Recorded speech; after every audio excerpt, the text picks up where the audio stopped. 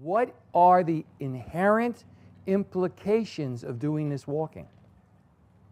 One of it, I want you to get this, in pretty much every step of the Bagua walking, eventually you should be able to move to any point along a 300-degree arc around you.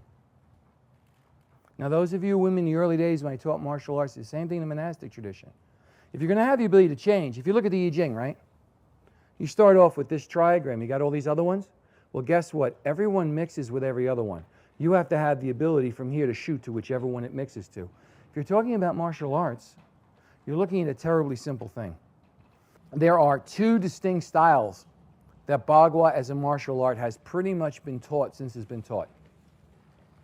One is one person fights one person. And you have all the techniques of one person fighting one person. But that was not what Bagua really became famous for. The thing Bagua was really famous for was the ability to fight multiple people at once. Now, many of you here have probably never had to fight 7 or 8 or 10 or 15 people at once. So I'll speak personally, having done that on more than one occasion. Here is a simple fact. No more than 8 people can come at you at once without them basically getting in each other's ways.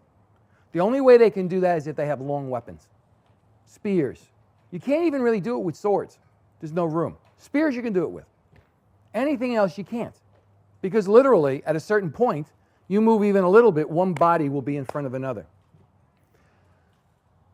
The biggest single thing Bagua was known for was the ability to fight multiple people, which means that you have to instantaneously change any position you're in to another angle almost immediately. You know why? Because something's going to come at you, and you have to get out of the way. It's simple.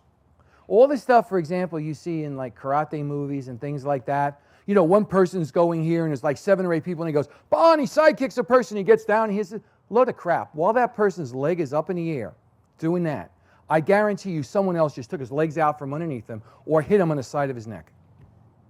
I've seen this happen more times than I can count in real situations. It's rather ridiculous. That's posing. That's movies. The most single thing, those of you who like martial arts, I know a few of you are for that reason, it's very simple.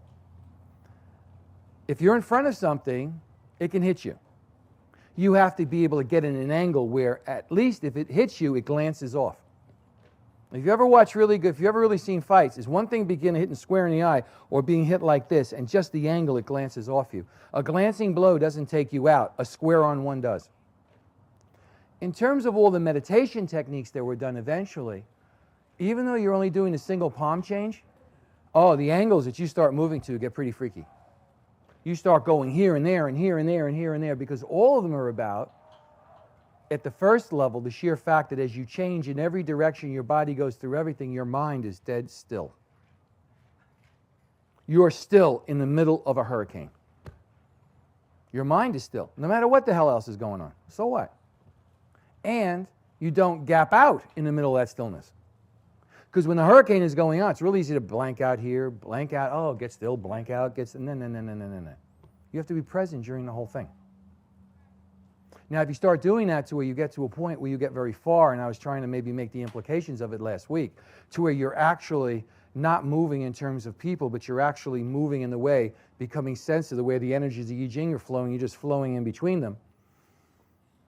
You have to be able to change to any direction without resistance. If you can do that, frankly speaking, most things in life where you'd get stuck for 10 years, you can let them go and change. If you can't, you get stuck, and you sit there for a long time. The classic story of meditation is if you only get stuck in a fixated place for a couple of years, you're fast. Some people go through an entire life, 50, 60, 70 years, and they're fixated and they never get off that point. Go talk to a lot of 60, 70, 80-year-old people and see how many of them are still obsessed and fixated on something that happened to them when they were 10 or 12 years old or earlier. And you will find not a few. So the ability just to let go of your resistance and move, that's a big deal. In order for that to happen, you have to be able to change direction. So the only thing you've really been taught about changing directions is do a kobu and turn. Do a toe in and turn. So that's the only thing you should focus on. Because guess what, folks? Very soon, the other steps are going to start flying in the room. And the first one, the toe in, is always taught first because that is always the most useful one. It is not just the useful one, it is the one that you have to start off with. Because the ability to do a toe in has an implication that your energy is coming into you.